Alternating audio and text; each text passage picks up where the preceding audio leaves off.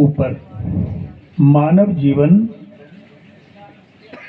किस लिए है, क्यों है, और मानव जीवन का जो उद्देश्य है वह हम कभी ना भूलें और उस उद्देश्य में परिलक्षित हों।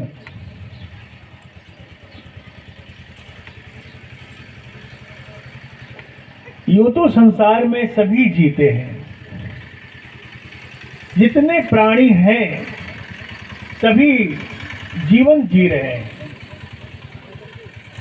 लेकिन जीवन जीने का उद्देश्य क्या है यह नहीं जानते हैं। कोई किस तरह जी रहे हैं, कोई किस तरह जी रहे हैं, कोई किस तरह जी रहे हैं। सबसे पहले तो हमें मनुष्य हैं और मनुष्य जीवन को समझना है, क्योंकि बंदी छोर कबीर साहब ने कहा, मानुष जन्म सुधारो साधो, धोखे काहे बिगारो। मानुष जन्म सुधारो साधो, धोखे काहे बिगारो। ऐसा समय बहुरी नहीं पई हो, जन्म जुआ मत हारो। मानुष जन्म सुधारो साधो, धोखे काहे बिगारो।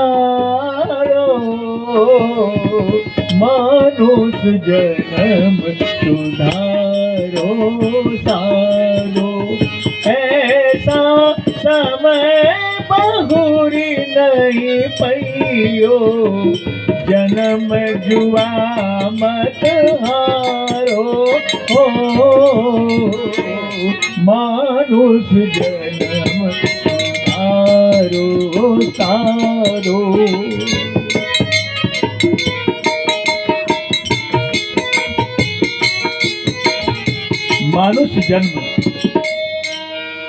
मनुष्य जन्म को सुधारने के लिए कहा जाता है।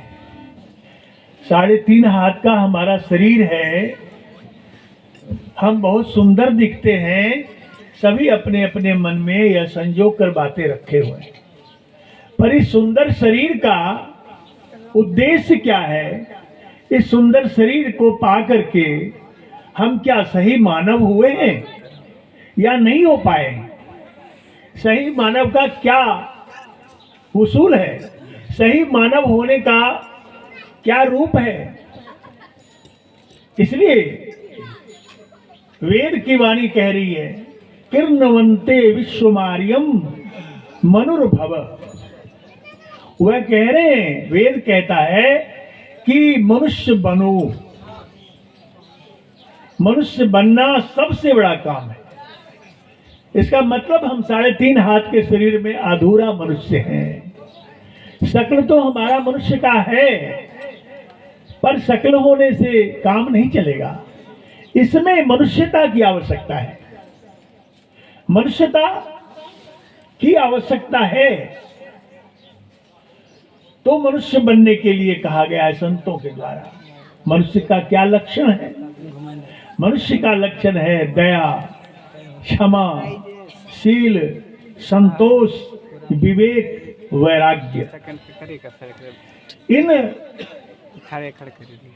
इन भावों से सुसज्जित जब जीवन हो जाता है तो उसे हम मनुष्य जीवन कहते हैं।